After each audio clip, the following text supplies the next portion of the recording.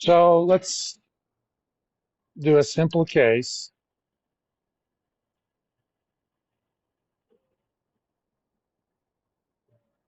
Suppose you are to buy 1 share of stock and you expect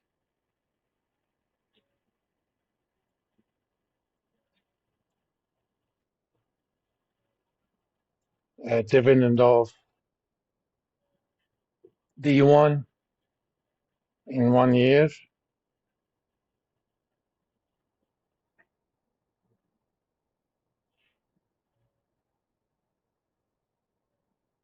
Suppose you will sell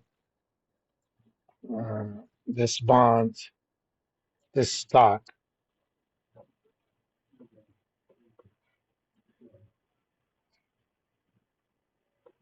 in 1 year, okay,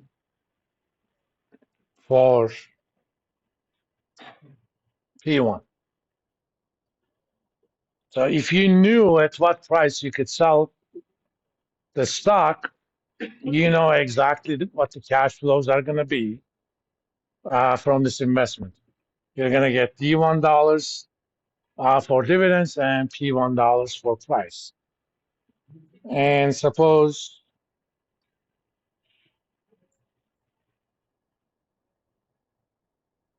the proper discount rates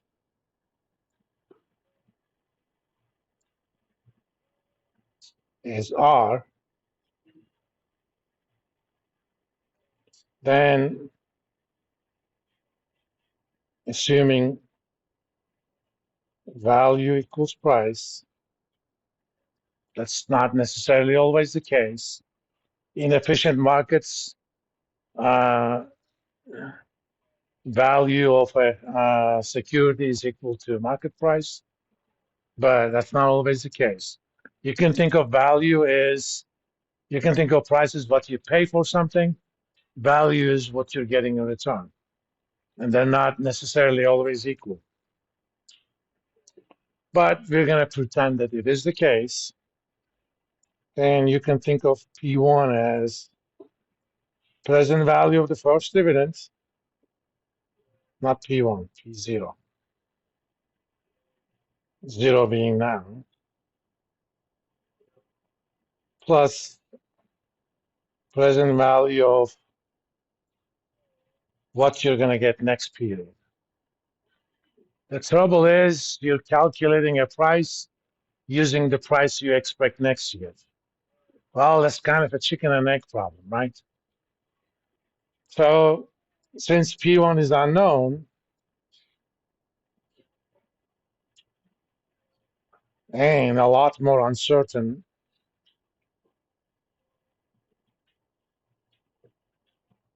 than D1, typically in the short term, companies announce what their dividend policy is going to be for a few years.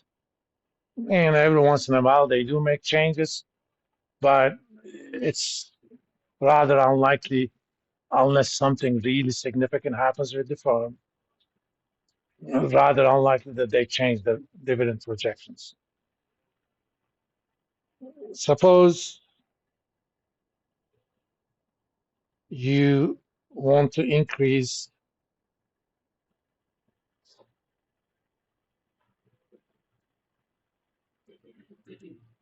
your investment horizon to 2 years. So you're going to get $D2 in year 2 as dividend and sell the stock at $P1. Okay, then I'm still getting D1 in 1 year, but I'm going to get D2 in 2 years, which means I'm going to discount it with 1 plus R squared. Then I'm going to get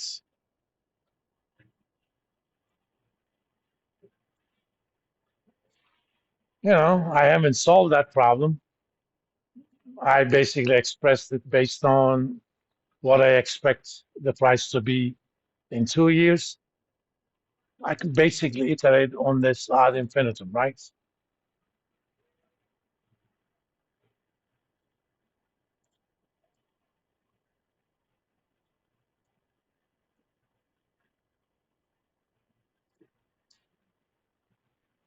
That's Latin means until infinity and beyond. What's beyond infinity? Another infinity. Provided as n goes to infinity,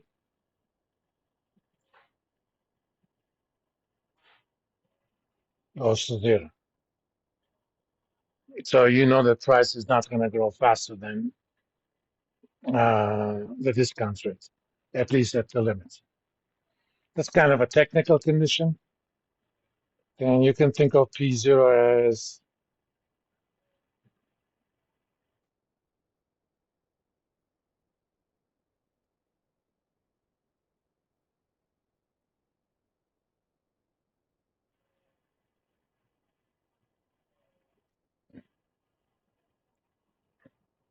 if you think about this, this is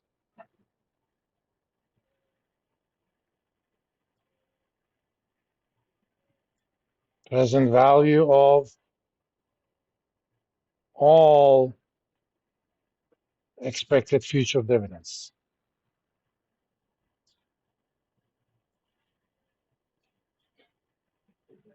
Theoretically, this makes a lot of sense. If I could provide forecasts of all the dividends from now until the end of time, and I have a discount rate, all I have to do is calculate the present value of those and get a value. But there are practical problems. A, I cannot forecast infinitely many things. So there needs to be a finite number. With reasonable discount rates like 10%, after 100 years, it's not going to matter too much whether you added the 100th year or not. So we can handle that. That's not, in and of itself, a problem. The problem lies with so-called second law of thermodynamics. Who knows what that is? You didn't think I was going to talk about physics in finance, right? Second law of thermodynamics, it says entropy, which is a fancy term in science for uncertainty or disorder, always increases, except very close to a black hole.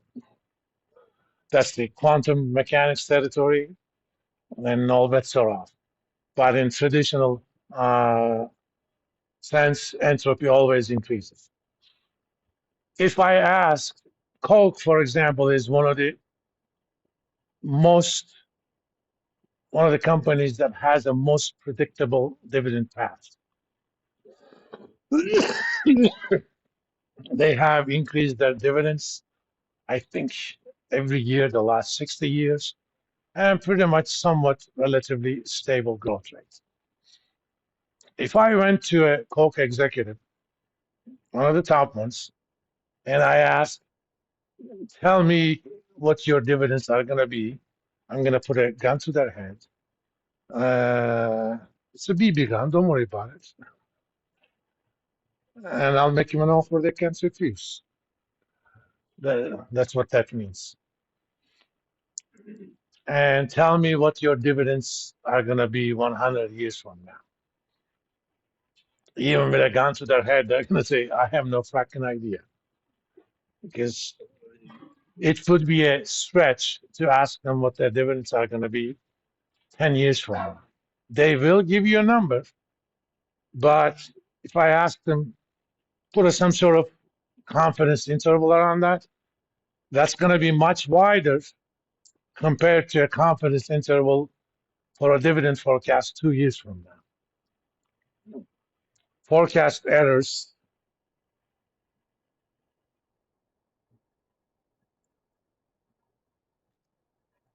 always increase with forecast horizon.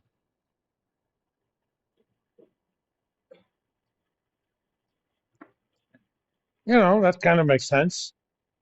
A lot of things can go wrong or right in 10 years relative to 1 year, especially with dividends. The forecast error for a 1 year dividends forecast is, for most companies, is almost nothing. If I ask for 5 years, then they're going to start putting some sort of confidence interval on that. Hence, for practical purposes,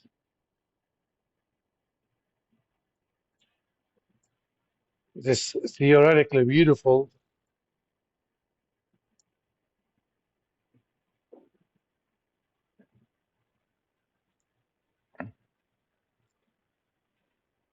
approach is not practical.